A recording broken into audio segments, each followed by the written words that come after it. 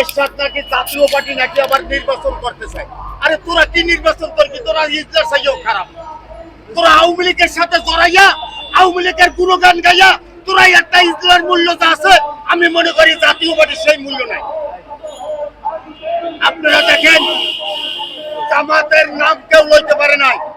আজকে সারা বাংলাদেশে জামাতের স্থানে আইছে, এই স্থানে আওয়ামী লীগ কোনোদিন আসতে পারবে না। আমি একটা চ্যালেঞ্জ দিয়ে বলতে পারি।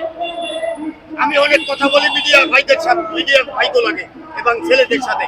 আশা করি আমার এইটা আপনারা ছাড়িয়ে দেবেন সারা বাংলাদেশের জন্য টিভি চ্যানেলে এবং সব প্রতিটা জিনিসের জন্য মানুষ দেখতে পারে।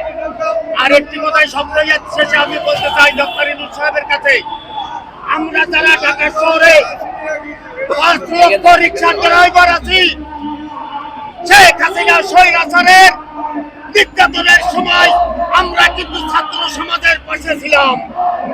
আমরা ঢাকা শহরে ওই যে ছাত্র 6 জন সরকারি তারা যখন টিভি অফিসে তাদের বন্দি করে নিয়ে গেছিল, আমরা কিন্তু পার রিক্সা ড্রাইভার না এই ঢাকা শহরে মিছিল করেছিলাম ছাত্রকে।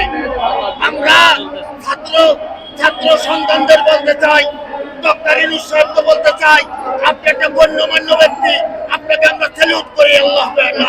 আল্লাহ হাফেজ। আপনি এমন একটা কাজ করে বাংলার মুখে দেখাই দেন যে ওই যে শেখ হাসিনা স্বৈরাচারের অটো বাংলার মাটিতে চলতে পারে না, চলবে না। এই বাড়ির চালালারা ভাত খাইতে পারে না। অটো এখন ঢাকা শহরে সব জায়গায় চলে। আপনারা অটোর অতি শীঘ্রই অটোর ব্যবস্থা নেন। আগে যে কাজে অটো চলছে ওই কাজে চলবে। অলি গলিতে ঢাকা শহরে মেইন রোডে কোনো অটো চলবে না। অটোর চালা আমরা ভাত খাইতে পারি না। একটা কথাই বলতে চাই ডক্টর ইউনূস সাহেবকে, আপনি অটোর আন্দোলন দেখেছেন, ওটা কিন্তু অটোওয়ালার আন্দোলন করে নাই, ওটা কিন্তু আওয়ামী লীগের সন্ত্রাসীরা ওদের ভিতরে ঢুকে একটা হামলা করার চেষ্টা করছিল। কিন্তু ওই ভয় পাবেন না, পার রিক্সা ড্রাইভারদের খেপিয়ে তুলবেন না। আপনার বিপক্ষে আমরা যাইতে চাই না। আপনাকে স্যালুট করি, আপনাকে সম্মান করি, সারা বিশ্ব আপনাকে চেনে, আমরাও চিনি। তবে আপনার কাছে দাবি যে অটো রিক্সা যদি বাংলার মাটিতে থাকে, তাই ওই স্বাধীনের আমলে যে গাড়ি তা পঙ্গু হয়ে যাবে।